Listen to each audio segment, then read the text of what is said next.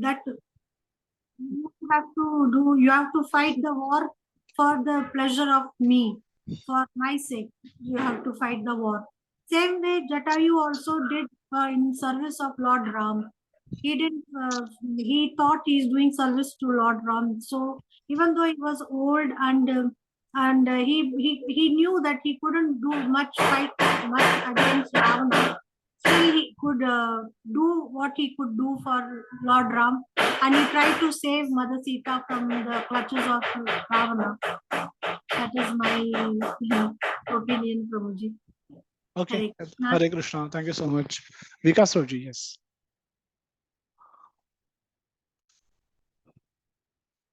Hare Krishna, Prabhuji. Dandavat pranam. Hare Krishna. So, as Prabhuji, from Bhagavad Gita point of view, as Jatayu was a very austere person, he was actually knowing that this body is always ever changing, and he was also in association of Dashrath Maharaj. So, from that point, he was considering Sita Maya as his daughter-in-law, and so that was his duty as a social point. But from Bhagavad Gita point, as you just discussed, this 17.14, he was in the knowledge. Jatayu was in the knowledge that Lord Ram is a supreme personality of Godhead, and so this body is part and parcel. Body and everything means made up of that is the part and parcel of him. And by utilizing my old body, though it may be old, but by utilizing my this body in his service, actually I am doing the austerity of this body, and irrespective of what result will be coming. So in that way, actually he Jatayu was performing the austerity in the service of Lord Ram by trying to save Mother Sita. And the result, as we come to know from Ramayana, that Lord Ram himself did his last rite, and that was the perfection actually for anyone, and he got the position like Dashrath Maharaj, the father of Lord Ram. So my little understanding goes that it was he utilized his service in the supreme personality of Godhead, and that is what is the austerity for body. Hare Krishna. Dandavat pranam. Hare Krishna. Yeah. So this is perfect use of one's life. I mean, you leave body in the arms of Lord Ram. People struggle to remember Ram, right? People struggle to hear Lord Ram is personally present in front of you, and you speak with him, look at him, and then leave your body. It's like Bhishma, who commanded, please, Krishna, that please stand in front of me before I take my last breath. I want to look at you and then give up my body. Just like Haridas Thakur, who order, these devotees are so wonderful that they can command Lord that before I know you will wind up your pastime soon, but I can't tolerate separation from you. So I want to leave my body before you. So you please be merciful on me, and then I want to leave my body looking at you, your face. And Lord oblige. Lord comes with paraphernalia. There's kirtan going on, and beautiful kirtan happening, and then uh, he takes his feet on his chest, keep his feet on his chest, Lord's feet on his chest, and looking at Lord's Gaurashandar's face. Haridas Thakur leaves his body. So this is glorious way of giving up body, not in the hospital surrounded by 10 relatives who are thinking of what to do with the property of this old man. People are taking thumb impressions at the last moment, so that your other things can be taken care of. Now this is horrible way of living body. People will live body, so this is glorious way of living our body. And if you could render some service in the process, I think that is the best. And if you could, so his service was accepted by Lord Ram, and that is perfection of one's body, having taken birth, giving up body, thinking of Lord Ram, seeing Lord Ram, speaking with Lord Ram, looking into eyes of Lord Ram, and giving up one's body. That is one's life's perfection. So it can't get better than this. And versus Ravana, who can somebody comment on Ravana's utilization of his body?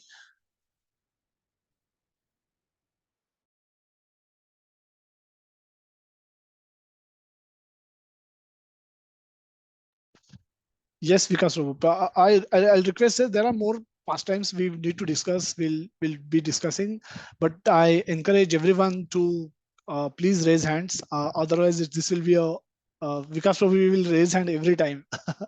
So yes, Vinit Prabhu. हरे कृष्णा प्रभु जी, दंडोत प्रणाम। Hare Krishna. प्रभु जी, एक जब रावण मर गया, तब जो है रावण की पत्नी मंदोदरी वहां पे जाती है, युद्ध भूमि में जाती है, और उसको मतलब बोलती है कि जब तुम्हारा इंद्रियों पे जब कंट्रोल था, तब तुमने पूरे विश्व को, पूरे ब्रह्मांड में सबको जीत लिया। अब जब तुम इंद्रियों के वश में हो गए, तुम अपने सेंसेस को सेटिस्फाई करने के लिए लग गए, तो देखो तुम कहाँ पड़ गए। ये उनका जो है एक्सप्लेनेशन था, जो मुझे यहाँ पे अभी उचित लगा प्रभु जी। हाँ, नहीं, बहुत हरे कृष्णा, बहुत अच्छे से आपने डिस्क्राइब किया, and that is sum and substance of Ravana's life. Yes, Anamika माता ji. Yeah, Hare Krishna Prabhuji, Dandavat Pranam. Hare Krishna. So, as per my understanding, like Ravan gets killed by none other than Ram. So, throughout his life, whatever he had done, so all gets like nullified. He goes to back to Godhead, if like him being killed by the Lord Himself. So that is like his body. He finally, I mean, what we are supposed to do, he did at the end moment. So that way, he like it is great. I mean, beyond imagination, what he received, even after like performing what all he had done throughout his life. That is how I think, how I feel. Yes, that is true, but that happened because they were Jai Vijay. So Lord has promised them that I will only personally come and kill you. Yes, Not that yes, they were otherwise. So that was part of the pastime. But yes. in general, he's yeah.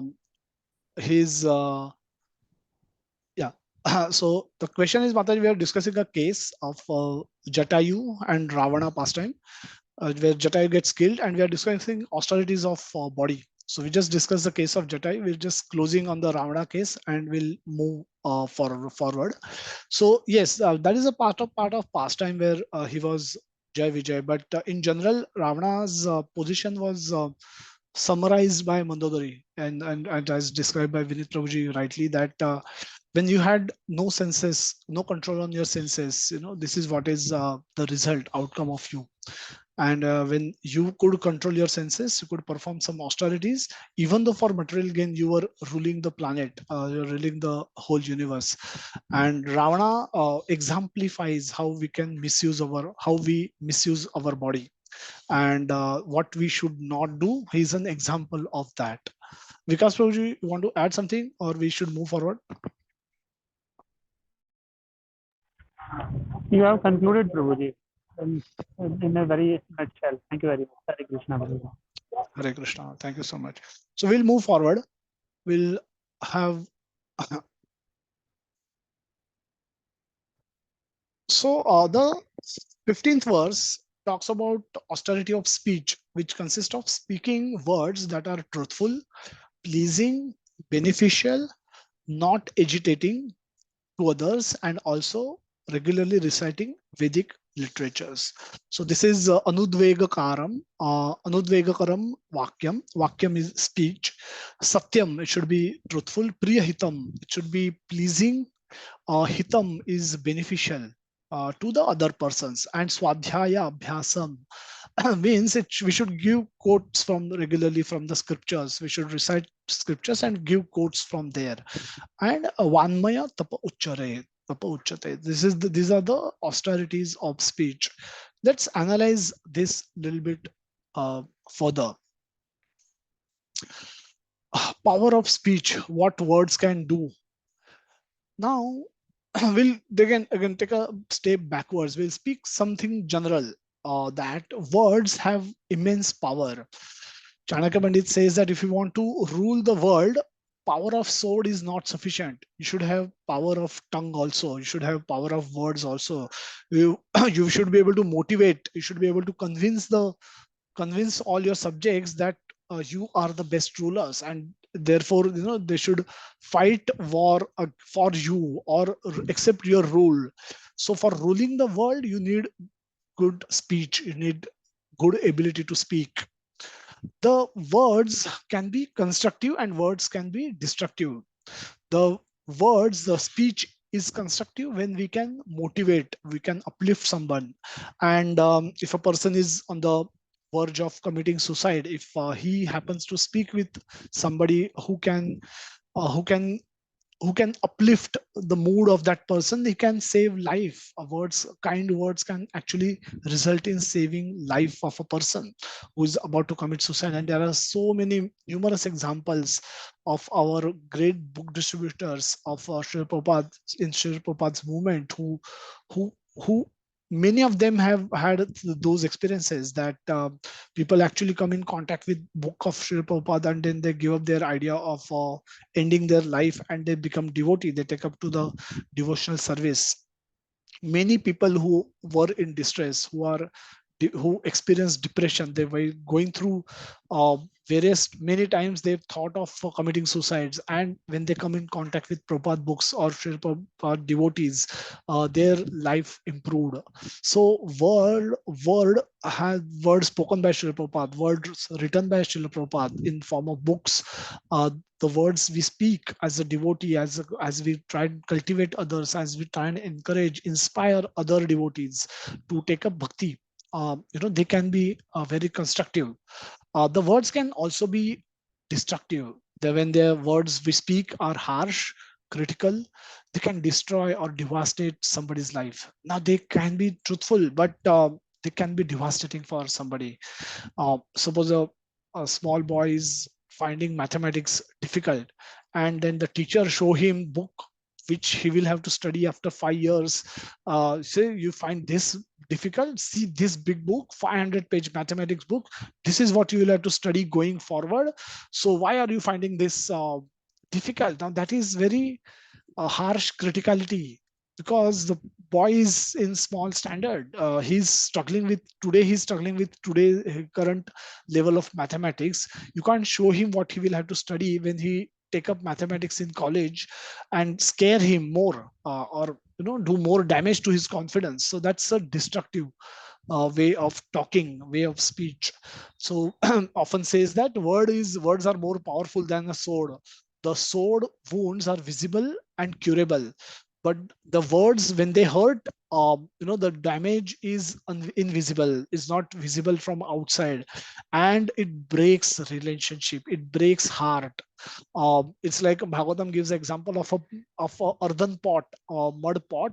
That pot once broken, it can't be fixed to its original strength. It will never regain its original strength. And similarly, the relationship which gets broken because of harsh words will never get restored to their original form. Hitler was one of the greatest orator of last century, and his power of speech caused greatest devastation in the last century. It jumped into, forced the whole world into the World War II. So discipline our speech. We need to discipline our speech. So Krishna speaks about the four components of speech, and they can be classified broadly as sensitive and sensible. The sensitive components are not agitating, anudvegakaram, and priyahitam. That priya is pleasing. Our speech should be non-agitating and it should be pleasing. And a sensible approach. The sensible approach is it should be truthful and it should be beneficial. Now, truthful and beneficial are the sensible side, and non-agitating and pleasing are the sensitive sides. And we need to balance, we need to have a proper balance between the two. What happens if we are only sensitive and not sensible? And we'll use example of a doctor and a small child who need to be given vaccine shot. What happens if doctor is too much sensitive? Because when injection will be given to any small child, he will cry, he or she, they will cry, and doctor becomes very sensitive, and say that I don't child looks so happy, child looks so happy, smiling. If I give him injection today, he will start crying, so let me not disturb his happiness, let me not give him that shot only, let me not give him that injection of vaccine only. Now what is happening, doctor is trying to be sensitive here, but is doctor sensible? No. The vaccine is supposed to protect that child from some diseases which may come in future. So from a sensibility point of view, the vaccine shot is necessary, even though the child may cry for some time today, even though child may get some fever after getting this shot tomorrow. Even though all those negative side effects exist, the sensible thing should be to give that vaccine shot to the child for securing his future, for protecting the child from future. So if a doctor choose not to give that shot just to not make the child cry, he is being sensitive but not sensible. Another way to enjoy the other way situation, the other way around, when one becomes sensible but lose the sensitivity part of it, then also things don't remain very pleasant. Suppose for example a doctor has to perform surgery on somebody. It is expected that when the surgery is performed, even the tooth surgery is performed, there is anesthesia that is to be given, that should be given. But suppose a doctor choose to perform surgery without giving anesthesia, that is becoming sensible but losing our sensitivity. Because if anesthesia facilities are available, they should be used so that the pain of patient can be minimized. uh, so the doctor need to perform surgery, and that is good, that is his sensible part of it, that his it will be beneficial for the patients, for him to get cured. It is doctor is being truthful and he's trying to be trying to act in a way beneficial for the patient, but he is not being sensitive.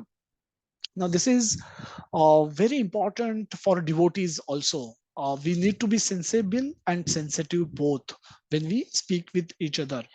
We should have a our devotee, when we cultivate somebody, when we help other devotees, when we seek questions, when we seek help from other devotees, or when we are offering help to other devotees, either way, whenever we are speaking with devotees, we need to be cautious of these two aspects, that we need to be sensitive enough, we need to be sensible enough, and therefore balancing the two, our speech can be effective. When we are sensitive and not sensible, this is uh, this is called empty headedness. So we have looking at four quadrants. The one axis is truth and the other axis is compassion. The the sensitive and no, so the truth and compassion with which this is compared. So if we show compassion but there is no truth, then that is called empty-headedness. Empty-headedness is being politically correct in everything, where we even refuse to speak the truth. That is almost empty-headedness. What we should do, we should have compassion, we should have truth in our speech. So we should be sensitive and we should be sensible. That is the best zone to be in. When we are sensible but we are not sensitive, it's like performing surgery without giving anesthesia. It's hard-heartedness. We can't make present of devotee miserable, so that it stopped caring about it's his own future. He said, my future you're trying to protect, but my present has become miserable. Now, so that is also not recommended. And the worst is no truth and no compassion. That is gossip, that is worthless and destructive speech. So that is where there is no sensitivity and no sensibility also. So it's typically gossip, or we talk about mundane subjects which has no benefit to us as a devotee, or no benefit to us in any way. So those talks are really mundane talks. There's another word, that is a term that is utilized, that the sadhu is, so devotee sadhu is supposed to speak like a surgeon. It's like a surgeon's knife. A surgeon use his knife, it may hurt, but generally it is necessary to cut people's illusion. And hence sadhu or a devotee is supposed to speak harsh words. So when we go out and we sometimes are called, invited for our family functions, and we go there and say that you all are rascals, you are all sense gratifiers, you don't know the purpose of life, you're all going to go to hell because you have not done devotional service, you don't even chant one round, you have never been to, you don't even remember when you went last to the temple, when you bowed down in front of deity. Now all that might be true in many cases, but it's should be spoken in a way it can become palatable to the other person. It's not that we don't have to speak the truth, but it's like a it's like a sadhu's words are like surgeon's knife. So let's compare this metaphor or take this example a little bit further, that what a surgeon do in his actions. A surgeon, what all go on before a surgeon performs a surgery. As we all must know or might know that consent is taken before any surgery is performed by surgeon. Also, surgery should not generally is not the first option that a surgeon is considering. Before a surgery is performed, non-surgical treatment options are validated, checked, and only if they are exhausted completely and there is no other choice left for the surgeon to perform surgery, he will recommend surgery. Anesthesia is given to minimize the pain of the surgery. Any surgery is going to be painful, so anesthesia is used, and anesthesia is considered to be the one of the greatest scientific development which help us minimize pain. Imagine all surgeries happening without anesthesia today. Even removal of tooth, dental surgeries also will become extremely painful. So anesthesia is given to minimize the pain of the surgery, and post-surgery pain medication is given to minimize the impact. So this surgery, sadhu, when sadhu is speaking harsh words, he has to ensure that all these things are taken care of. Now, that is, it's not once you become a devotee, it doesn't give you any license to speak harsh words to the people in general. Our harsh words spoken should have a purpose, should have a purpose to uplift a person, to make a person, motivate a person from their current condition to come closer to Krishna. It should inspire people to come closer to Krishna, not alienate them. Not alienate them, not they'll start avoiding you. That's not the objective. uh, but when we speak with non-devotees, when we want to eager to speak the truth that we have learned from Bhagavad Gita and Srimad Bhagavatam, we need to be careful. Just like how a surgeon performs surgery, we should be equally careful in our speech. That is austerity of speech. So the four things surgeon considers before speaking harsh words: consent is taken before the surgery, other options are exhausted, anesthesia can be given to minimize the pain, and post-pain pain medication is given to handle post-surgical issues. These four conditions should be subject perform or should be everybody should take care of these four conditions before they speak harsh words. We will do two more case studies. Yes, we have time. We'll look at two more case studies. Anybody can describe what the picture on the left side is about? Please speak because I'm sharing the screen, so not able to see who is raising hand. Picture on the left. Hare Krishna Prabhuji. Yes. I am Jamna Prabhuji. Yes, Manoj. I think that is Parvati, Mother Parvati's father, who had called for the yagya, and he is insulting Lord Shiva in that assembly. Hari bol. Absolutely correct. And a picture on the right. Somebody else.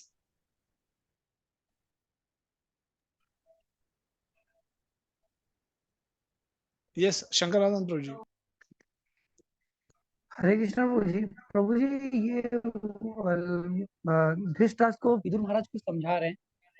Okay. Yeah, that's correct. So let's look at the first pastime, that Daksha Prajapati. I'll I'll briefly explain. I'll not go through the entire pastime. It's a very long pastime. It comes in fourth canto of Srimad Bhagavatam. I'll give you, what we will do is we'll briefly explain this pastime, and then we'll consider some questions. Now, obviously, there's a speech which has happened here, and we are evaluating whether this speech is proper or not proper. So that is what we will be. So we have to we have to, yeah, we have to consider and evaluate, give comments on Daksha's speech. Daksha is going to make a speech. So so we'll quickly run through the pastime. So as Mataji explained, Daksha Prajapati was the leader. He got elected as the leader of the Prajapatis, and he was performing a sacrifice. And since he's the leader, when he walks into the assembly, he's the host of that yajna. And when he walks in, everyone gets up except for two personalities in that particular assembly. One is Brahmaji, who is Daksha's father. So, and the second is Shiva, who is his son-in-law, uh, husband of Sati. Now, seeing this, Daksha's ego gets hurt. Daksha's egos gets hurt, and Daksha was adequately welcome. This is text 7. Daksha was adequately welcomed by the president of the great assembly, Lord Brahma. After offering Brahma respect, Daksha then order by order of Brahma properly took his seat. Now Brahmaji is his father, so Daksha is he's noticing it but doesn't really mind it, doesn't really anyway अपने पिताजी हैं तो वो नहीं खड़े हुए नहीं भी खड़े हो गए तो भी he's not really having any grudge against that, but he's upset with something, and let's find out in the 8th text that before taking his seat, however, Daksha was very much offended to see Lord Shiva sitting and not showing him any respect. At that time, Daksha becomes greatly angry, and his eyes glowing, he began to speak very strongly against Lord Shiva. Let's see what he speaks. We are evaluating austerity of speech, so please pay attention. The Shiva has spoiled the name and fame of the governors of the universe and has polluted the path of gentle manners. Because he is shameless, he does not know how to act. Text 11. Now these are all, this is not made up, these are all verses in Srimad Bhagavatam. So you can imagine uh, this is a conversation between Maitreya and Vidura. Maitreya Rishi is explaining Bhagavatam to Vidura. So text 11, he has already accepted himself as my subordinate by marrying my daughter in the presence of fire and Brahmanas. He has married my daughter who is equal to Gayatri and has pretended to be just like an honest person. Text 12, he has eyes like a monkey. Yet he has married my daughter, whose eyes are just like those of a deer cub.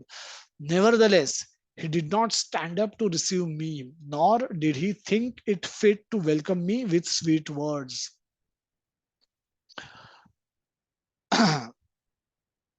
So he goes on. I'll give you brief snapshot of what happens later.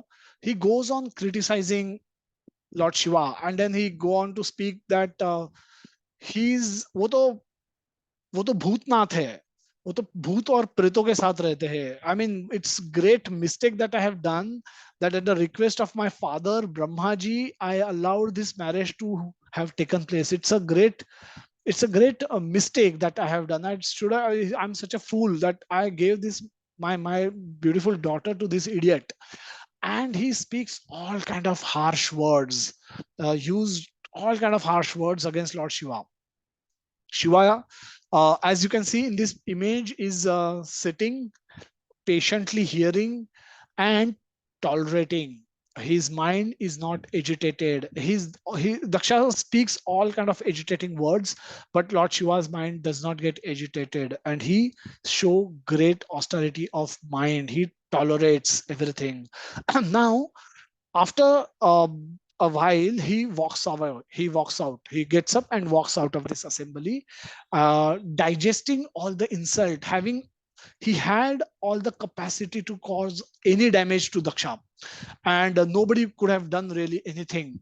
However, as a sadhu, as a Vaishnava, he tolerates this insult and walks away, goes back to his abode. After few days, Daksha Prajapati organized another sacrifice, and he gives that he will not get share of Lord Shiva will not get share of his sacrifice. Now, share of sacrifice for us is something very important. It's a matter of respects. So earlier the yagyas used to be performed, brahmanas used to perform yagya. The devatas would personally appear to take their share of sacrifice. Now that was the power of brahmanas, that was the purity of those brahmanas, and that was the nature of those yagyas. That once a brahmana performs yagya, a god, demigod personally will come and accept their share of sacrifice, not because they are hungry, not because they are obliged, but they becomes pleased with those offerings that personally comes. And that is the level of brahmanical culture that we had in our land, in the Sanatan Dharma. So Daksha Prajapati says that Lord Shiva, you will not get any sacrifice. You will not get any share in your sacrifice. There will be no share. Will not keep aside your share as well. Now that is rubbing salt in one's wound. And Daksha Prajapati, so Lord Shiva goes away. He digests everything and he goes away, walks away, doesn't react, doesn't respond. After a few days, Daksha Prajapati organized for one more big sacrifice, and which is being and call all the gods and goddesses and all the yakshas, gandharvas, devatas, and everyone comes there. Everyone comes under assembly. Bhrugumuni is performing that sacrifice as chief priest, and everyone is very happy. Everyone is very jubilant to participate, get a chance to participate in this sacrificial ceremony. They were very happy. They were all going that in their aeroplanes. They were going to the venue, and Mother Sati is seeing all this, and she's thinking that she's not been invited, and because she's becomes aware that what happened in the previous meeting, and Lord Shiva is smiling. He's happy. He's in his sitting in his abode. He's having no intention to go for this particular sacrifice because he's not been invited. But Mother Sati says he is my father anyway. So they have a conversation. She's persuading Lord Shiva that I am their daughter. They don't have to really invite me. No, I can go. I can. This is my home as well, and because it is my home. You are also welcome over there. So you also come with me. So she's trying to persuade Lord Shiva to come for this sacrifice. He says no. We have not been invited. We should not go, especially after what happened in our last meeting. We should not go. I could digest it. If something like this again gets repeated, you will not be able to digest it. You are not present at that moment. So let's not go. I will not advise you to go. I will not come myself. I will also not advise you to go. And seeing I mean, being the nature of a daughter who has great compassion for her father, her mother, her sisters, her mossy, everybody would assemble there, and she's extremely eager to go. And she leaves her home. She leaves Kailas and decides to go alone. And then Lord Shiva obviously arranges for her travel and send few people with her. And but he does choose not to go. And when Sati reaches the venue, she is ignored by her father. Now that is great insult. And her mother comes and welcomes her. Her sisters meet her, but her father completely ignores her, doesn't even take notice of her presence. And Sati see this, and she go around in the entire sacrificial ceremony, and she does not find empty seat for Lord Shiva, her husband.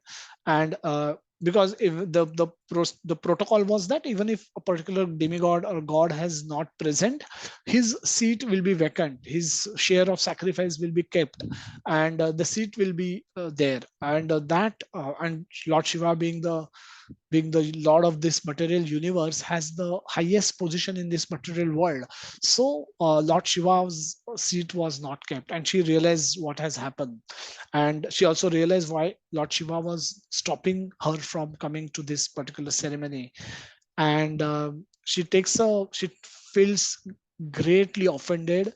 She sits down in the meditation and she gives up her body by creating fire in her body. She gives up her body instantly in the same sacrificial area.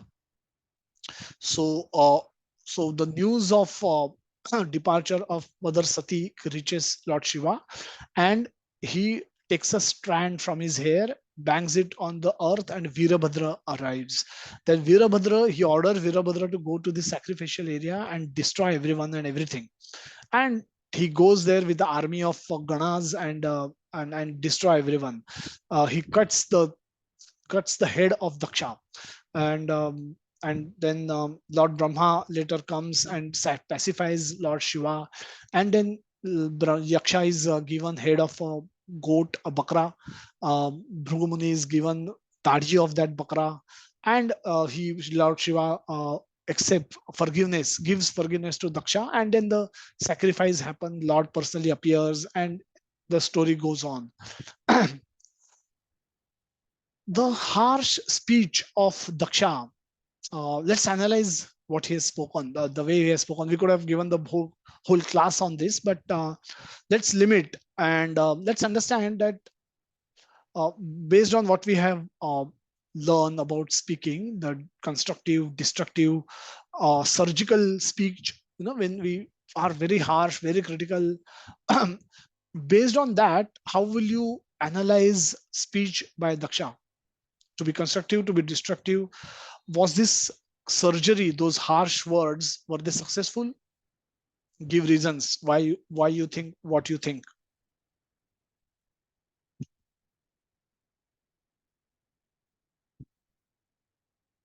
I hope the question is clear.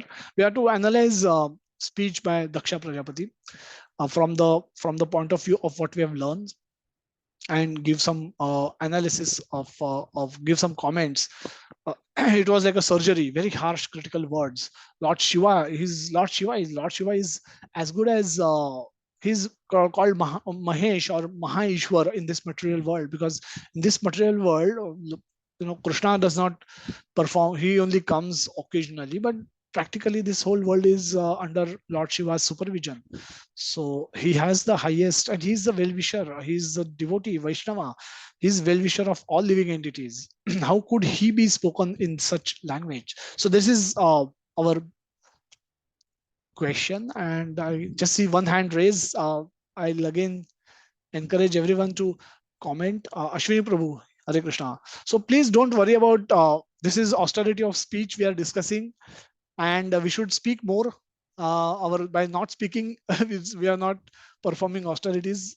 But let us speak more. Let us hear your views, so we know if you are able to make sense, or we can then modify our communication to make it more easier, or should we make it go slow? Some feedback we will get, but we want to see more hands raised. Yes, Ashwini Prabhuji. Hare Krishna Prabhuji, Dandvat Pranam. The words of Daksha was obviously destructive only, because he, Lord Shiva being the one of the 12 Mahajanas, he the highest category of devotees of Lord Krishna. So rather expecting his acknowledgement, like he should have been receiving him like that. So that was not expected from Lord Shiva. And saying things against Lord Shiva was not at all good by Daksha. Okay, Hare Krishna. Yes, Vikas Prabhuji. Hare Krishna, Prabhuji, that's pranam. So, Prabhuji, what I could analyze from this scenario is that since Daksh Prajapati could see his father, that he was quite on this while Lord Shiva was sitting, so he could have analyzed that the position of Lord Shiva is not as such that he should actually backfire like he did. And his words, like Krishna was saying in this 1715, Anudvegam, those were literally agitating. And those were not even Satyam, because he couldn't understand the position of Lord Shiva. And Hitam, ultimately, it was not for the benefit of even his own this spiritual progress, like in spirituality, he was conducting some kind of yagna, or the assembly of friendly person was there, and he was speaking these kind of words. So ultimately, it is a fall down of a person at the moment if he is speaking those kind of words, because it is obviously going towards the Vaishnava path, and that Daksha was doing. So the as the chronology or as the qualities or austerity of speech Lord Krishna gives in this 17:15, Daksha was not following any of that.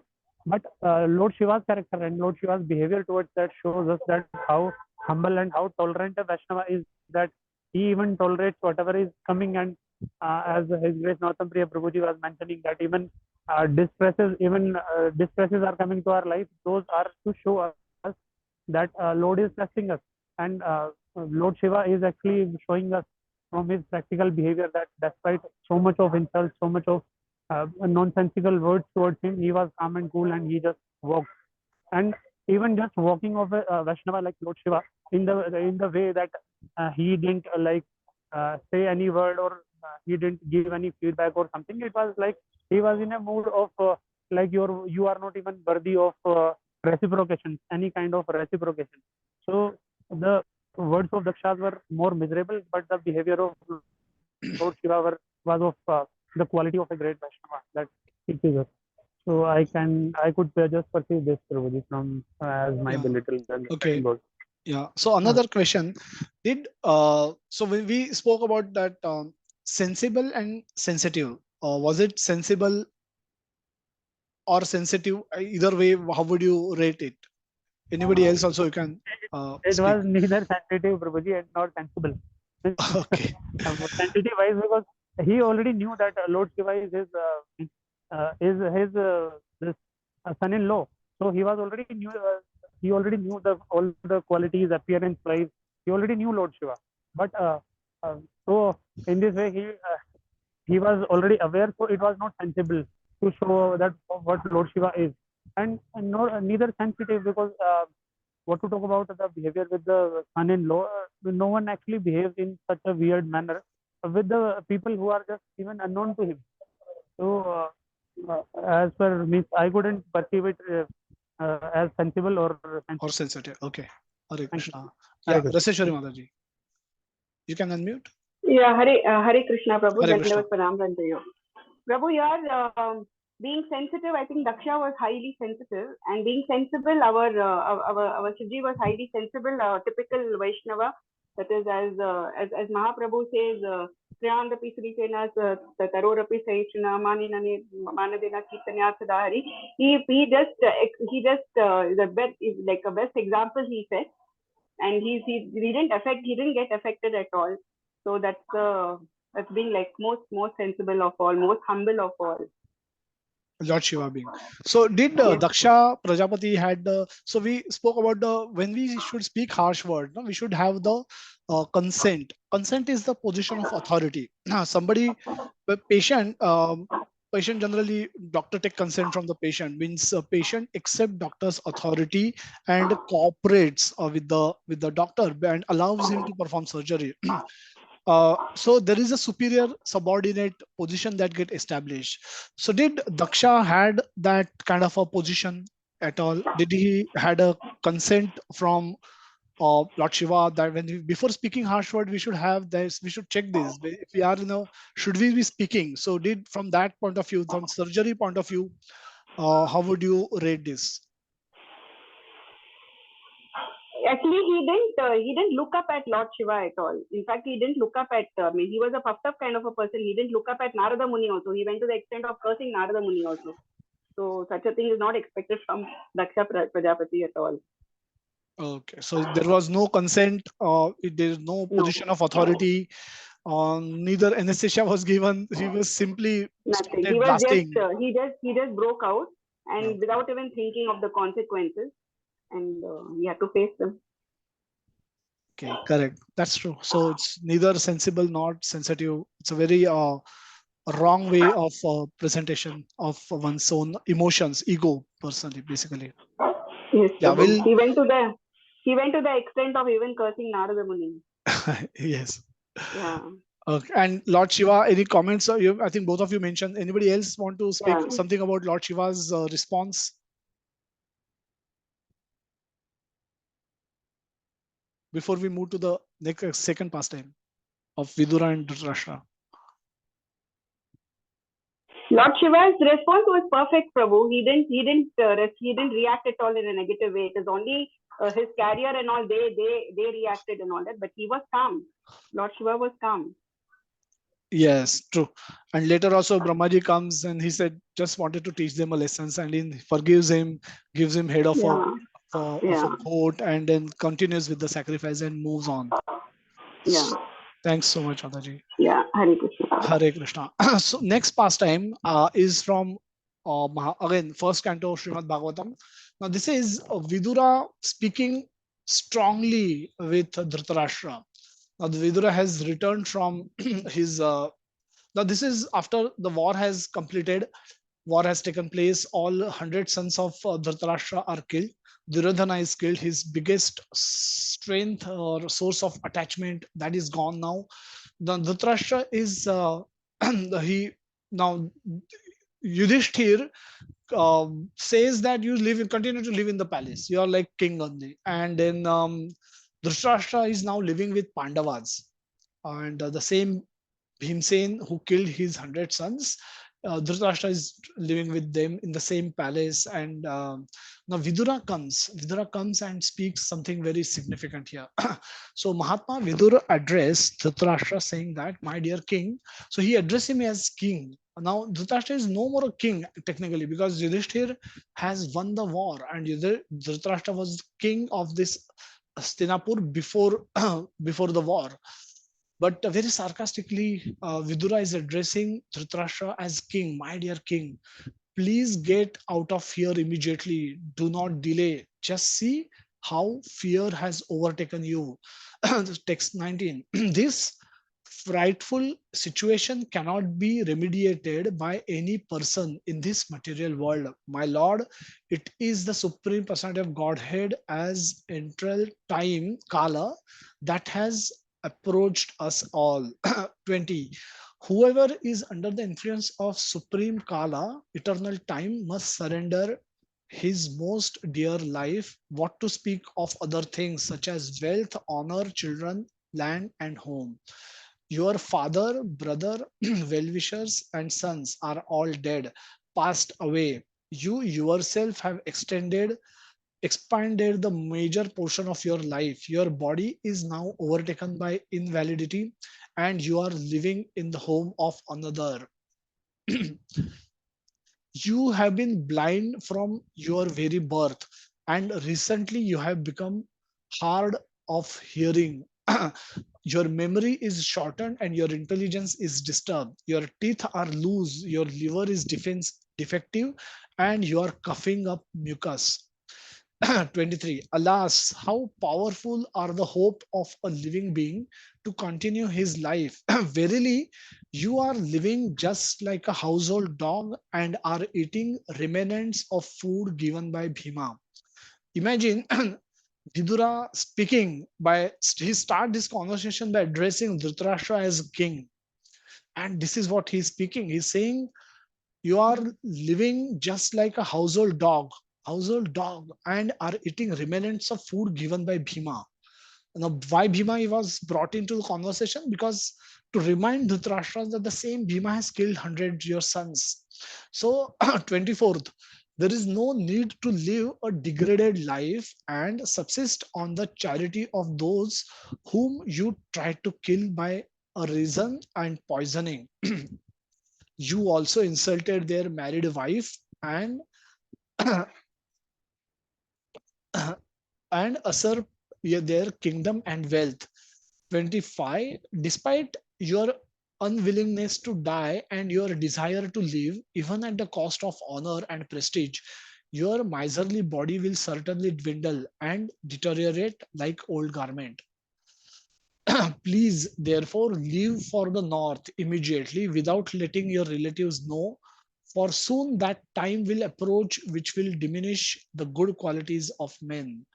Thus, Maharaja Dhritarashtra, the son of family of Aja, Ajamila, firmly convinced by introspective knowledge, Pragya broke at once the strong network of familial affection by his resolute determination.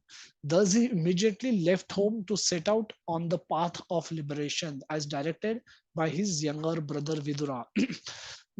The gentle and chaste Gandhari, who was the daughter of King Subala of Kandahar, followed her husband, seeing that he was going to the Himalaya mountains, which are the delight of those who have accepted the staff of renowned order, like fighters who have accepted good lashing from the enemy.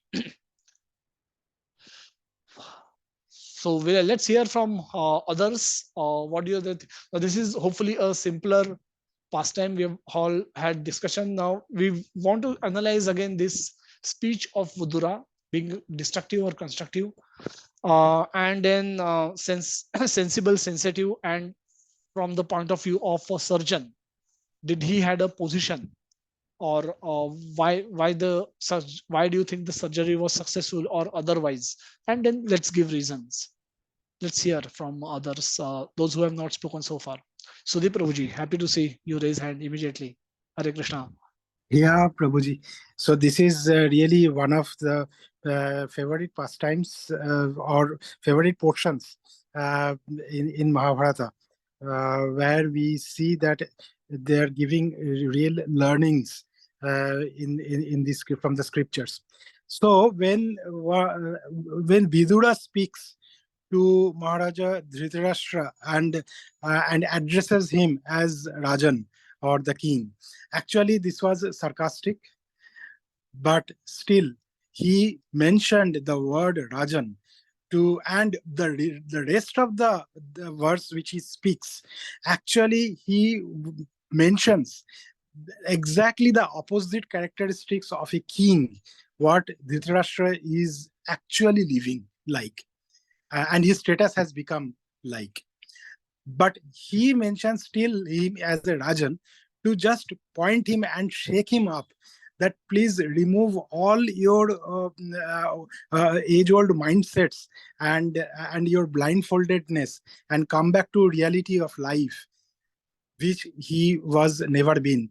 So from that point of view, so Vidura did the right thing for Dhritarashtra, which was supposed to be done as a friend, philosopher, and guide, right? And in case this does not work, then nothing can work. So it is both constructive, but the way he was shaking up Dhritarashtra, maybe Dhritarashtra may take it as a destructive, but it is actually constructive. Okay, thank you so much, Prabhuji. A nice analysis. Harish Prabhuji. Thank you. Hare Krishna. Hare Hare Krishna, Krishna. Prabhuji. I feel that this is a classical thing what we discuss about the surgery, because I think prior to this conversation also he has been advising and telling the Dhritarashtra how he has been going on the wrong side. So it is a kind of a meditation or medication before the surgery. Now, having reached that stage of losing all his sons and he is still not coming to reality, he is, even though as a respect of his elder brother, he is addressing him as a king. But as the other person said sarcastically, I think he has done a good surgery, very effective in terms of communication, and it has made him realize what introspection he should have done before really sticking on to the staying with the Pandavas after losing his everything in the war. So, as an austerity of speech, I think it is a very effective way of communicating. I would say Vidra being is at his best in this particular conversation. Okay, very nice. Was the consent standpoint, was it appropriate? Did he had the authority to speak? You mentioned he's done it in past also, so which shows he has it's not the first time that he saw him and he started speaking harsh words. So he's invested his time. Any thoughts on that, Swapnil Prabhuji? Yes, you want to? Hare Krishna, Prabhuji. Hare Dandavat Krishna. Pranam. Prabhuji, about what Vidur was trying to communicate to Dhritarashtra. As we know, Vidur was a very wise man, and Vidur being the direct relative of brother of Dhritarashtra, still if we all know that he opted not to stay in the palace. So he was man of self-respect, and I think that is what he was trying to explain it to Dhritarashtra. And he was a very straightforward man, and in his own tone, in a very wise way, he was trying to tell Dhritarashtra that he has lost everything, he has lost the battle, and he should have no more desire to be a king. Although he addressed him as a king because he was directly reporting him, and he was his king. So I feel very apt way of communication which was required for Dhritarashtra, who was not only blind by physically, but he was blind because of materialistic desires, and a very straightforward communication I could see, which I think Dhritarashtra realized, and he took the right decision. So this is my submission. Hare Krishna, Prabhuji. Hare Dandavat Krishna. Pranam. Dandavat Pranam. Vinit Prabhuji. Hare Krishna. हरे कृष्णा प्रभु जी। यहाँ पे विदुर का जो लक्ष्य था वो विदुर देखते हैं कि जो है धृतराष्ट्र जो है अपनी जो पुराने जो जीवनचर्या है उसी में लगे हुए हैं, अपना जीवन जो है हरि भजन में नहीं लगा रहे हैं। तो इसके लिए उनको जो है वो जो सर्जरी जो आपने बताया, वो जो सर्जरी करते हैं उनको हार्श वर्ड बोलते हैं कि जिस भीम ने तुम्हारे जो है 100 पुत्रों को मार दिया, उसी का दिया हुआ अन्न खा रहे हो, तुमको लज्जा नहीं आती, तुम्हारा जीवन जो है कुत्ते के जैसा हो गया।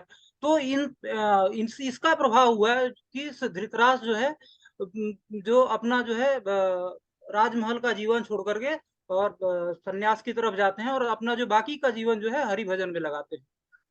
So there is, I think, seems to be a consensus ki there was it was sensible and it was sensitive both, and that way we see the effect. But from the surgery standpoint, did Dhritarashtra had his consent? Did Vidura invested? Was he in a position to speak harsh words so that Dhritarashtra could accept it? Any thoughts on that? Because for example, if we see somebody and we meet somebody for the first time or after many years, should we see them being busy in materialistic activities, not doing any bhakti? So does it mean we speak harsh words and harsh words will lead to good results? Is that the correct correlationship, or is there something more to this relationship? Yes, Raseshwari Mataji. Prabhu, as long as Vidura was with Dhritarashtra and was working under him, he worked as a legal advisor only. So he was kind of authorized to say all this to him. Okay, so all his life he always spoke the right. He gave him the right advices all his life. Although he was to Dhritarashtra he seemed may not be apt, but he always spoke the truth. The truth is always a little bitter, but then he always spoke to the truth. So he was kind of authorized to talk this way. Okay, though he was a younger son, younger brother, he had the authority. He was his younger brother. And he had invested sufficiently in Dhritarashtra because all his life he has stayed as his advisor. Yes. And he never went to the side of Pandavas. He could have fought on the side of Pandavas. He didn't participate in the war. So he was not directly involved in the killing of his sons. So Dhritarashtra had that open mind towards Vidura. And how about the timing? Now we know that he gave the same advice in past, but it didn't work. Now it seems to have worked. Kritika Mataji, and then what about the timing? Yeah, hello. Hare Krishna. I completely agree with the previous speakers that Vidura was definitely a very wise and straightforward person, because previously also we have seen that when Dhritarashtra was about to be the king, he just directly said that you should not be the king, you are not able to be the king, and then he was made the demo king, not the king. So definitely Vidura had that power to convince people and to say what he thought without fearing about anything else. And he was actually guiding Dhritarashtra towards his life, what his life, where his life should go. Because previously people used to follow these things, Vanaprastha, Garhastha, Sannyas, and he was still with the Pandavas when he had that belief in his heart. He was feeling that the Pandavas were his enemy, but still he was with them. So it would harm Dhritarashtra himself as his soul himself, and at the same time Pandavas also. It could harm them also. So this is why I think he guided him to go for something sort of sannyas, go for Yes. wisdom, to go for towards north means to go for wisdom towards the God, and just give his life for the service of life. So I think so that he was a very nice, wise, and straightforward person. I Yeah. definitely agree. So the question is, my question is slightly different here. My question is, why it seems to have worked now, while the same advice didn't work earlier? Now, the advice has been consistently, giving right advice to Dhritarashtra. It didn't work throughout his life, but it Why? seems to have worked now because he just He uh, was he could cut all these connections with his determination, great determination. He just gets up and get out of this palace and goes to Himalaya, and there he actually manifests fire from body within, and he Gandhari also enters that fire, and both of them gives up their body thinking about Lord. So now, what to say? Why it seems to have, from the timing perspective, the same advice giving, same wise words being spoken earlier didn't had much effect, but they seems to have worked now. Why you think this could have worked now and not worked earlier? What was the major differentiator? Earlier, I think what earlier Dhritarashtra had all his 101 sons with him, and he also had a particular or personal affection towards his son. So he wanted him to be the king, and he was fighting for him. But when he lost everything, somewhere he also were a little bit weak. Yeah, Okay, yeah. so yeah, thanks so much, Mataji. Anybody else? Vinit Prabhuji, Swapnil Prabhuji, and Ashwini Kumar Prabhuji, and then Hare Krishna, Raseshwari Mataji. Prabhuji. Hare Krishna, Prabhuji. Prabhuji, that timing you said, na, Prabhuji, Vidura always wanted to make him uh, uh, to achieve the ultimate goal of life. He had this repentance that why I could not make my elder brother a devotee. Vidura, he himself was a good, great devotee. So at the end of his, he knew that now he is old and he may die after some time. So he wanted his brother to attain the ultimate goal of life, which is to surrender to the Supreme Personality of the Godhead. Hare Krishna. Hare Krishna, Prabhuji. Prabhuji, I think the answer lies.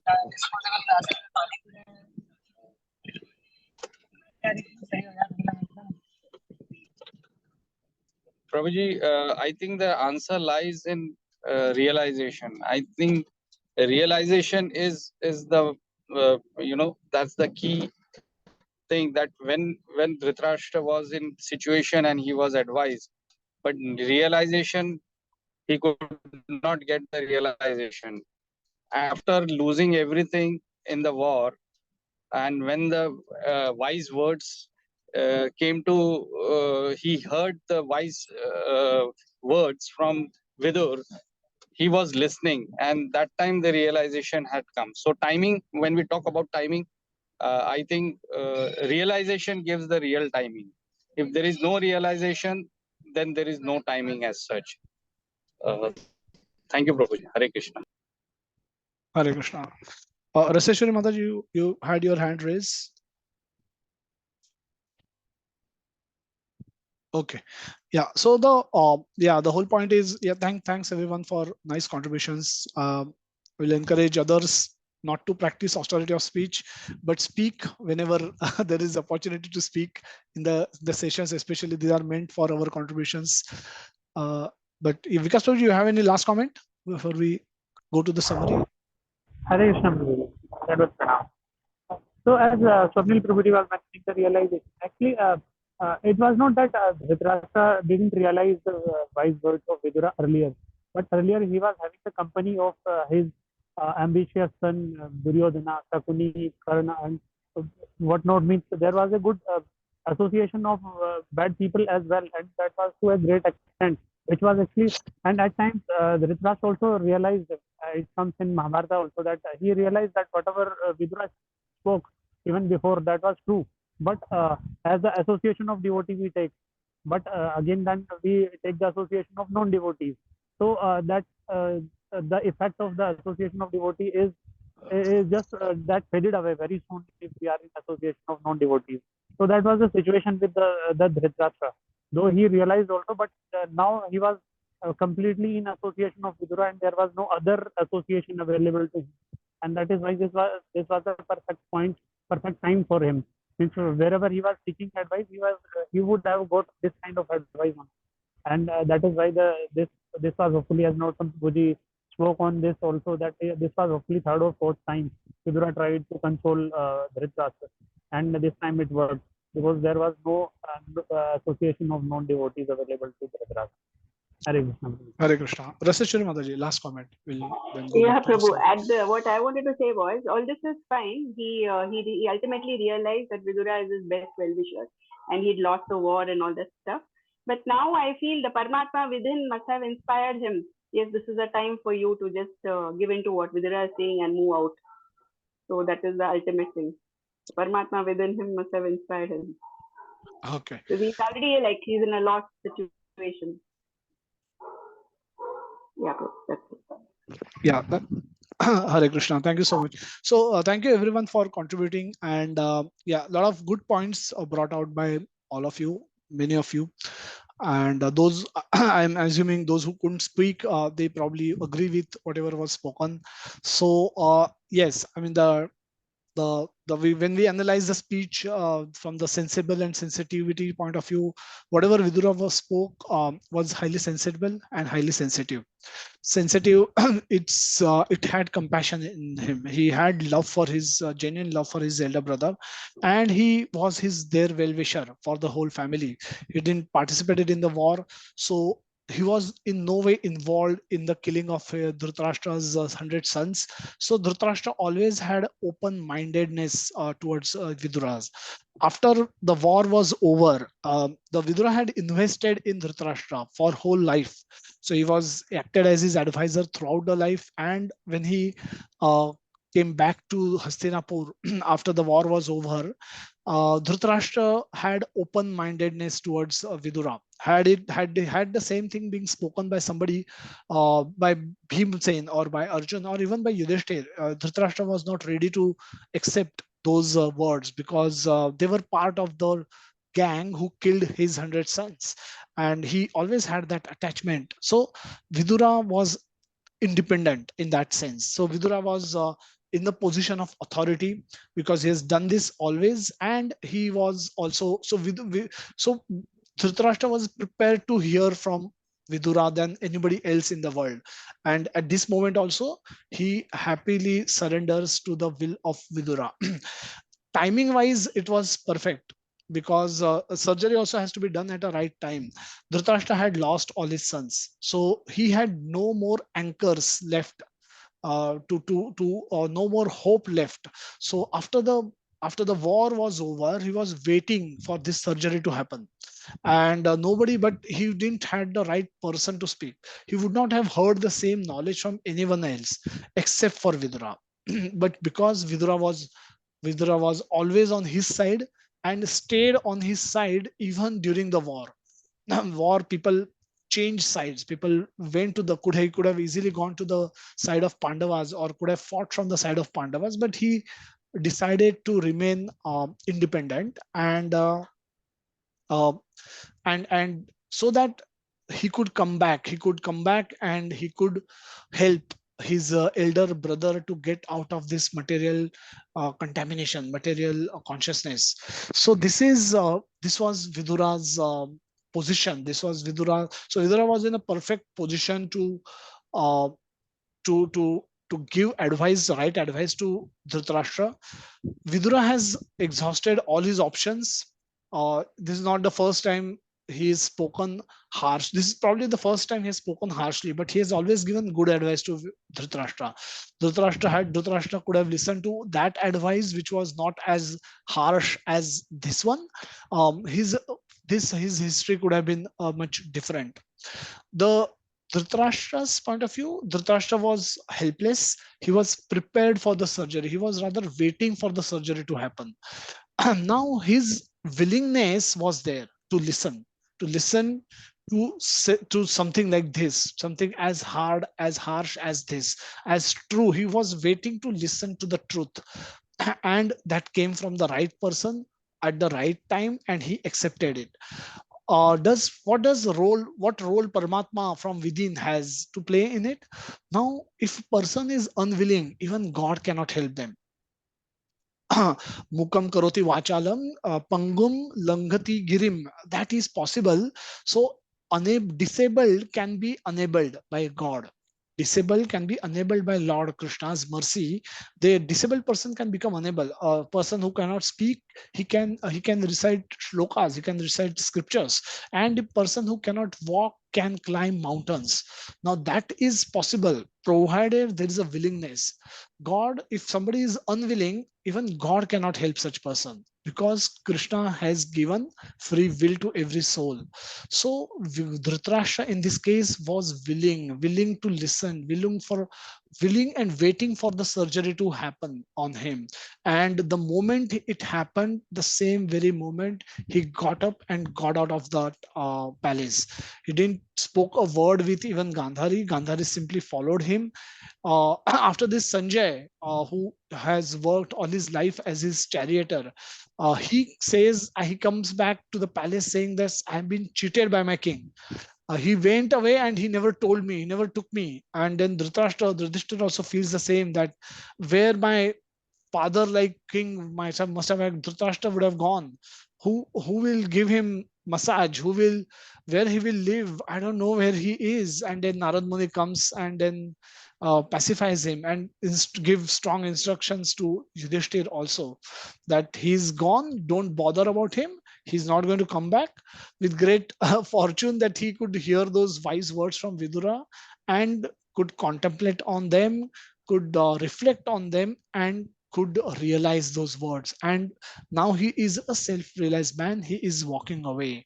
You don't have to search for him. So this surgery was super successful because it had all the precautions that a surgeon needs to take were taken. The timing was right. The surgeon had respect and consent from the person, the patient, and everything. The pre-medication was done, post-medication was also done. The pre-surgery options were exhausted, and post-medication guidance was also given, where you have to go. You have to go to the north and go alone, get out immediately. Everything was prescribed, and Dhritarashtra simply followed the words and attained his ended his life. So again, thanks everyone for their wholehearted contributions. So let's summarize this section. The austerity. Prabhuji, can I ask one small question here? Yes, Prashant. In our real life, everybody should have this kind of a surgeon or a Vidura who can advise the person at the right time in the more effective and surgical way. Yes, I'll speak about that in the summary section. That basically what we need to have a trusted devotee in our life. We always emphasize this, that you should be. That's the power of association of devotees. A devotee can a well-wisher. Devotee is our real well-wisher. A devotee who will tell us that you're not chanted for last many days. Or devotees will remind us that you need to chant 16 rounds. Don't be just happy with 8, 10, and all that was fine earlier. A devotee who will tell us that come for yatra. we're going to Vrindavan, you should come to Yatra, visit Dham, hear from senior realized devotees and get inspiration from them. Now, those devotees are those Viduras in our life, and we should have at least few of them in our life who can speak, who can tell you to fall sick tomorrow, but come for this program. Who should have authority to speak like this. Yesterday, class, Nata Prabhu and everyone was in Attapur, Hyderabad. They had gone there for a Bhakti Vaibhav course of conducted by Atul Krishna Prabhuji. He's the Atul Krishna Prabhuji for about a week. And while coming back, they all of them were extremely happy. They were all away from all secluded in a temple, locked up in a temple with teacher like Atul Krishna Prabhuji. There will be kirtan in the morning, kirtan in the evening, Bhagavatam during the day, perfect life. And they were all, and this whole group of Mumbai devotees had gone there. So they were all, this was their reflection that while on their flight back, they said they were saying that we were reminding each other that if in case in future we goof up, I goof up, please slap me, please do anything to, but just remind me to stay here, stay in the association of devotees, stay on the path of bhakti. I might get tempted, I might slip from my path, I might do some havoc, I might do some mistake, but you all should, you all have full authority to slap me in public to bring me back on track. Now that was their realization of spending 1 week studying Bhakti Bhagavatam in Attapur, Hyderabad. So we all should have that kind of a relationship. And again, it's a responsibility of person who is guiding and the one who is guided. They have both responsibilities. They both need to perform. This is austerity. End of the day, the person who is going to speak, he need to speak without offending, and one is to hear without defending. One has to speak without offending, because ultimate purpose is not to show other person down, not to show how superior we are, not to show how knowledgeable I am. That is self ego. That's unhelpful, that's unhealthy. So when there is a genuine concern with which a devotee speak to other devotee, and the other devotee hears without defending, then the proper conversation happens, and that conversation is sensible and sensitive. And if such surgeries are performed, they uplift, they will help person become better devotee than what they were earlier. That is how we would have summarized it anyway, but thanks for this nice question. So just to summarize what we've discussed, the human life is meant for performing austerities, and not for sense enjoyment, which is what the whole world is teaching us. Religion and scriptures provide this knowledge. Now, both religion, dharmam to sakshat bhagavat pranita, and scriptures, which are again speech of God, whatever God has spoken, that is transcribed by sages for our benefit. So both are don't belong to this material world. Both have their origins outside this world. Both comes from the spiritual world, and only those things can take us back to the spiritual world. Nothing in the material world will help us go back to spiritual world. Yesterday, Prabhuji was explaining that you become a first attempt CA or a third attempt CA, it has no influence on the gatekeeper of Vaikuntha, Jai and Vijay. So that they don't care how many rounds you're chanting, how much devotional service you are performing. Now, did you remember Krishna at the moment of your death? Those will be the questions Jai Vijay will be considering before letting you into Vaikuntha, before taking you back into Vaikuntha. So it doesn't matter the world, what we do in the current world. So the information to go back to spiritual world cannot come from this world. This whatever we learn in this world will keep in this world permanently. If we unless we learn something which is spoken by Krishna, which is transcribed by sages, that is scripture and religion. When we follow these two things, we get knowledge and reason, the higher purpose we get to perform austerities. And Krishna mercifully also sent his devotees to the material world to teach us this and show it by personal example. Just like Srila Prabhupada, he demonstrated everything by his personal example. So characters in Bhagavatam, the earliest or the latest character could be still few thousand years back, but Prabhupada was 50 years back. He performed the same pastimes, and he went through so much difficulties, but continued to cultivate the mood of service to Krishna. He never gave up his desire to serve Krishna in any condition. When he had nothing, he wanted to serve Krishna. When he had everything, 100 temples, 5,000 disciples, thousands and thousands of people who were influenced by Krishna consciousness, he had everything. That time also he had a desire to serve Krishna, continue to serve Krishna. So when Krishna sent those wonderful devotees, his personal associates, to this material world to teach us and show by personal practice. And best use of our body, speech, and our mind is to serve Krishna and his devotees. And we should now convince ourselves, train our mind to sincerely follow all instructions of Guru Sadhu Shastra and start our journey back to Krishna in this lifetime itself. And hopefully we will all hopefully if we stay on course, have devotees in our life to remind us what to do and what not to do, then Krishna willing, we will all go back to Krishna in one lifetime. So this is all we wanted to share. We have opportunities for hearing and chanting. Japa sessions, they happen in the morning 4:45 to 7:30 on Zoom, and reading sessions of Bhagavatam and Bhagavad Gita happens from 8:30 to 9:15 every day.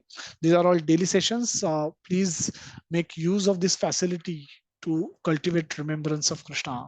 We'll take some questions and before the end of the session. So the session has ended. Though those who wish to drop, they can drop, but we will wait for some question answer if anybody has any. Yes, Kritika Mataji, you have hand raised. Yes. So I just wanted to ask you one thing, as we have started with dharma in today's session. So the topic is a little bit different from what we have discussed till now, but it's from regular life, daily life.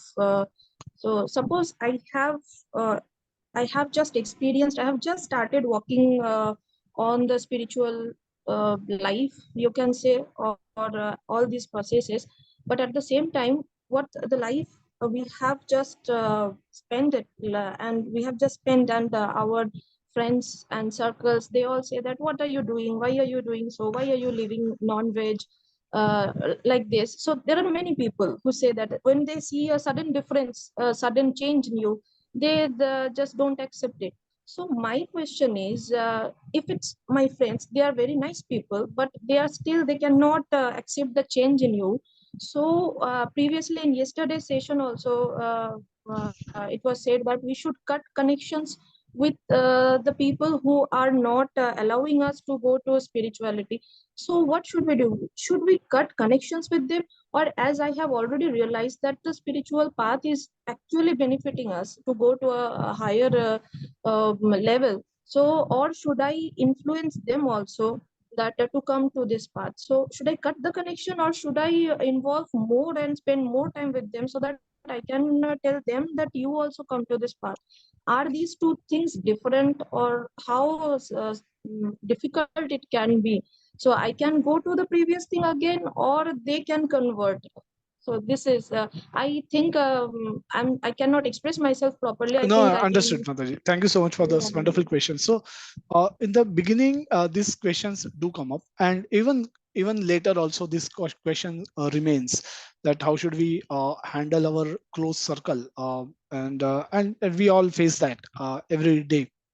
So what the way we explain, the way I will explain, and that what we need to do is to learn the scriptures properly, and we should be convinced with ourselves of what we do and why we do. Because we don't, these are not emotional decisions that we want to live non-veg. Now all living entities, Krishna is father. Krishna says in Bhagavad Gita that I am the father of all the living entities, and Krishna does not obviously Krishna does not like we killing other living entities for the purpose of our food when so much food is available. So Krishna says annad bhavati, that living beings subsist on the anna, and anna is comes because anna is possible because of the rain, parjanya, and parjanya comes from yajna. So this is the chronology Krishna is giving, and Krishna says that whatever you eat, you offer it to me. These are instructions by Krishna in Bhagavad Gita, so that I can purify that food. Even vegetarian food, if you cook it for your own consumption, is sinful food, and so you should not be eating that.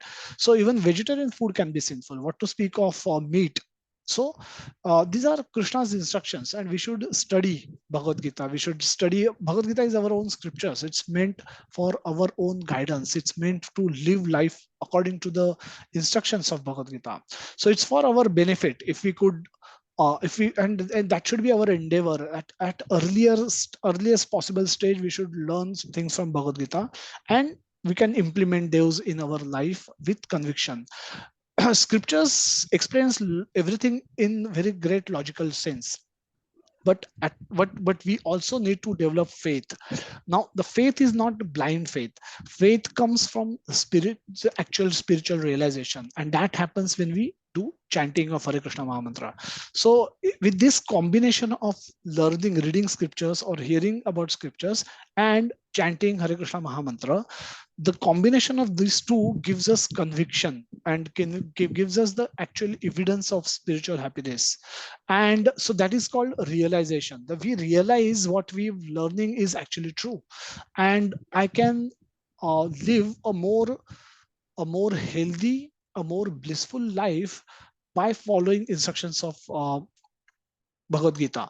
So I get more freedom. I experience more freedom when I live according to the instructions of Bhagavad Gita rather than otherwise.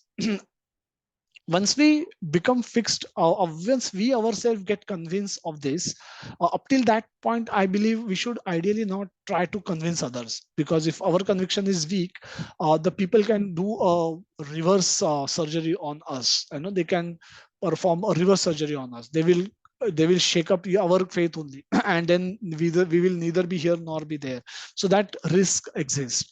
So until we get reasonably convinced that these are actual instructions of God, they make logically sense, and they can be practiced very easily. Now, one's life does not change upside down just by stop eating meat. None of us will die just by not eating meat for the rest of our life. None of us will die, and we will anyway die, but just this cannot be the reason.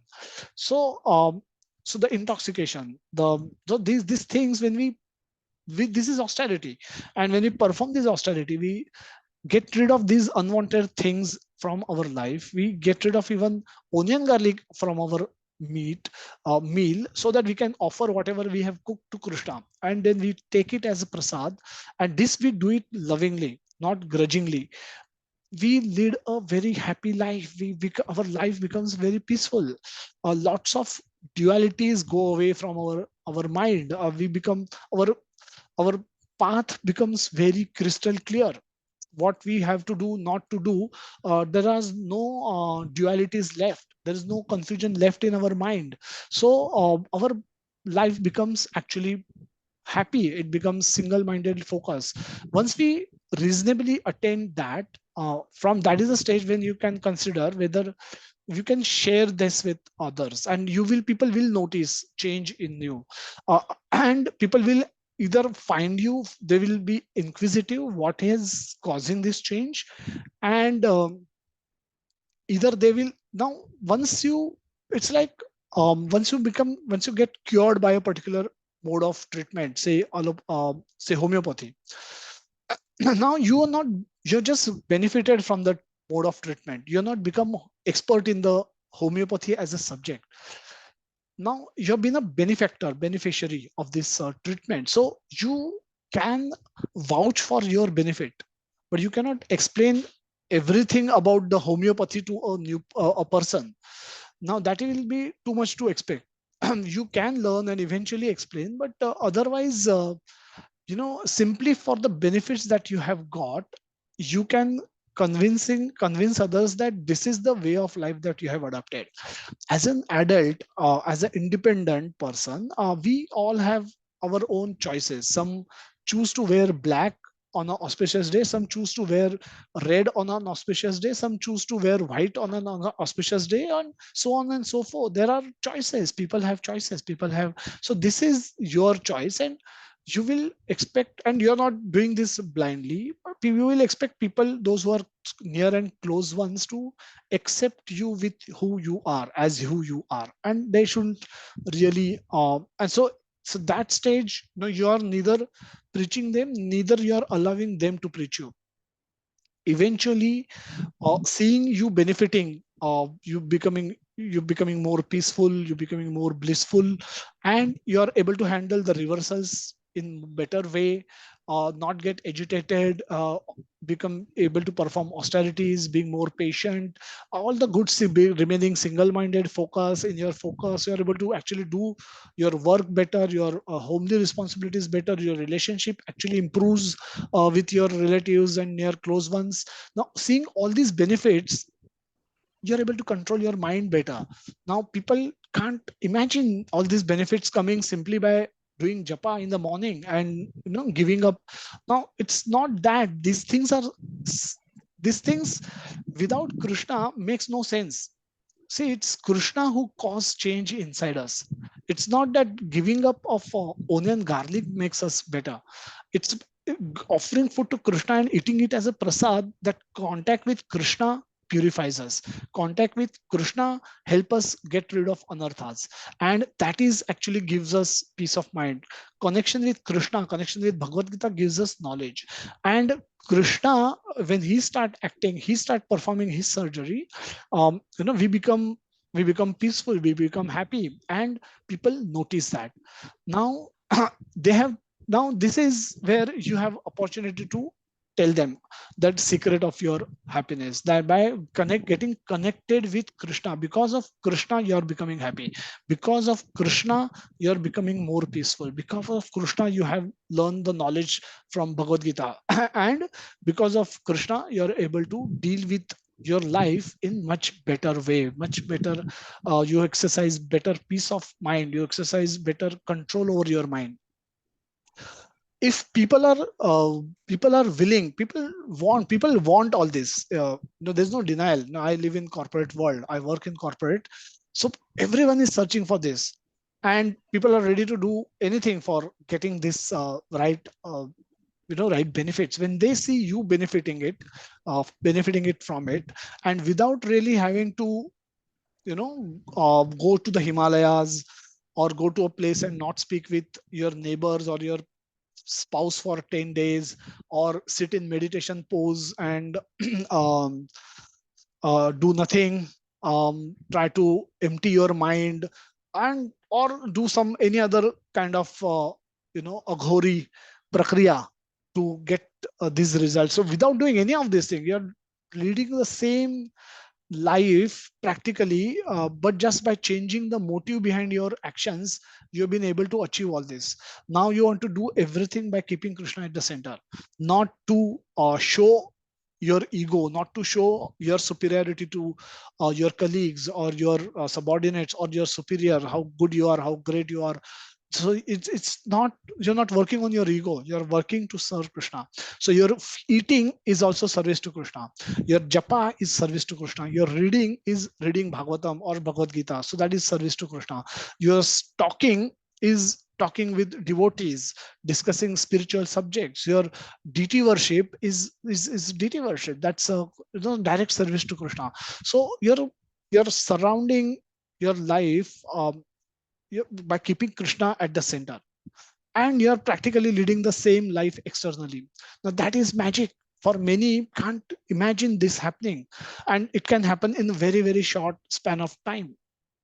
So at that stage, you can preach them, you can tell them about how you have benefited and by what actions you have been benefited.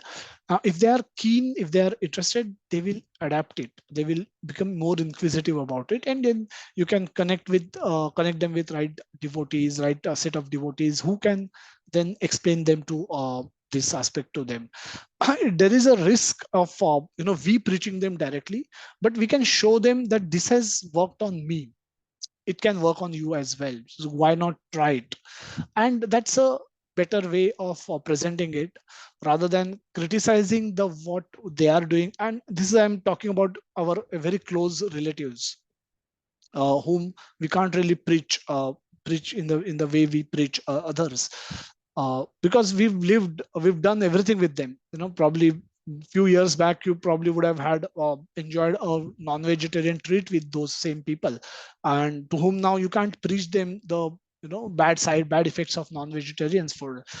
They'll show you pictures of you present in those parties where you also have had, and that's reality. We don't have to deny that, and but that has been the past. We can't live in past. If we present right now, we have found something better, and that's working, why not adapt it? So by your own conduct and behavior, you can demonstrate this to others, and by that, if they are inspired, you can connect them with the right set of devotees who can help them with their own spiritual progress. And if they are not inspired, then that's where then you need to maintain distance. That you if you're not positive, at least stay neutral. By remaining neutral, you do what you want to do, allow me to do what I'm supposed to do, or what I'm convinced about doing. Now that way we maintain our independence, and then we deal with them only to the extent that is absolutely necessary. That we can't really cut off all the relationships in our world. And that that is possible for friends whom we meet occasionally, but it's very difficult. It can become very difficult for closed family members. So there we should limit our interactions to the topics of common topics which we have. Otherwise, for spiritual topics, we should maintain our independence, and we should allow them also to follow whatever practices they are following without interfering. And but with outsiders who are more inquisitive, we can actually preach them as well. So uh, this is how we try and deal with this. Again, this is dynamic, it's not a fixed formula. We have to see things from time, place, Slowly and circumstance point of gradually it view. will take time. I think I got my answer. Thank you so much for that. So that means whatever is coming to us, so we should think that there is some reason that God is sending this to us. There is some lesson for us, and we should always have a positive attitude towards that. Even though it's coming in a negative way, but we should have a positive attitude. We should have a belief in God that it definitely will teach me something. Yeah, I think this is what you wanted to tell. And we should have respect to our own choices. Yeah, maybe that is why we struggle a lot, that we ourselves, we a little bit, when we become shaky. So we should have strong confidence and respect to our own choices, then automatically others will respect that. Yeah, I think that is the correct thing. Thank you so much. Thank you. Yeah, thank you so much. And you should have very strong devotee connect. That is Yeah, that will definitely. keep you bonded with Krishna. Because initially our connection with Krishna may not come overnight, but our connection with devotees will help us develop that connection eventually. Okay, thank you so much, Mataji, for nice question.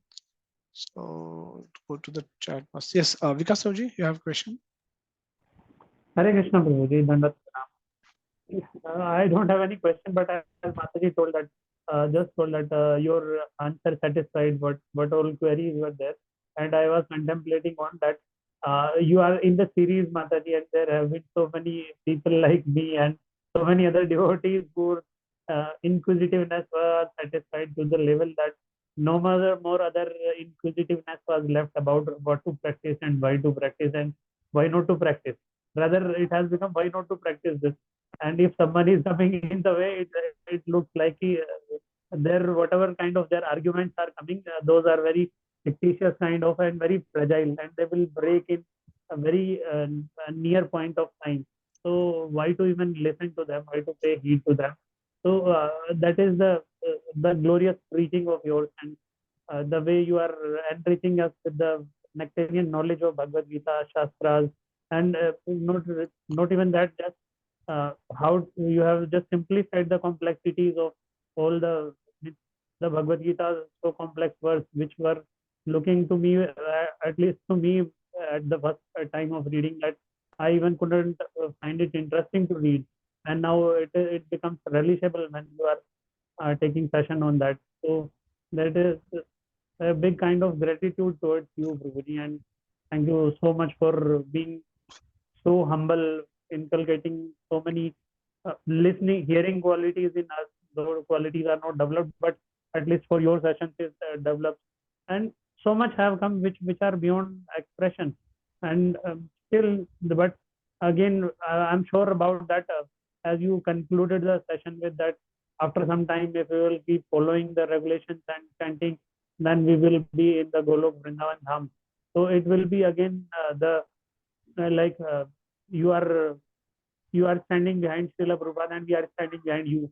So in case if Maya is coming to you, so Maya will be so weak till it will reach us that it will say, okay, go now. I am already very tired. You can you can follow their path and your path is free till Golok Vrindavan Dham. So thank you very much for being that medium and always trying to make us keep us in the remembrance of Lord Krishna. Thank you very much, Guruji. Hare Krishna. Hare Krishna. Thank you so much. Swapnil Prabhuji, you have a question? Prabhuji, Hare Krishna, Dandavat Pranam. Prabhuji, I have a question with respect to measures, whether our bhakti is measurable. I mean, we have seen so many examples wherein they are out of measures when we talk about bhakti. For example, when we are thirsty, we have river which has water, but even a glass of water, a measure from glass of water of measures of us. So basically my question is that how do we measure our bhakti? Do we really should measure our bhakti, or it should come spontaneously? It should come within our heart, and I mean, does it really make a sense that we should be quantifying our bhakti rather than qualifying our bhakti? Hare Krishna, Prabhuji. Dandavat Pranam. Hare Krishna. Dandavat Pranam.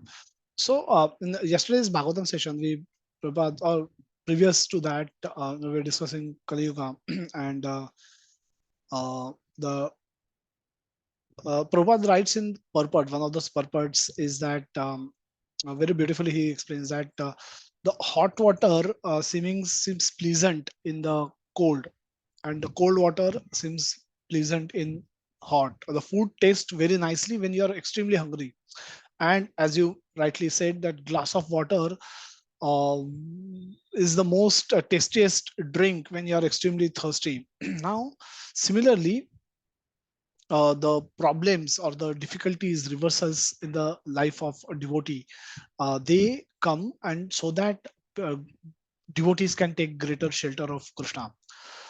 So, if we can take shelter of Krishna in our difficulties, we have progressed spiritually. If we ask a question that how I can serve Krishna in my current condition, I then we alternately, what question we might ask: why it is happening to me? Instead of asking why this is happening to me, if we ask question how I can serve Krishna in this given condition, then we have done the progress. We are progressing on the spiritual path. So this spiritual, just like we don't have lavometer and we don't have penometer.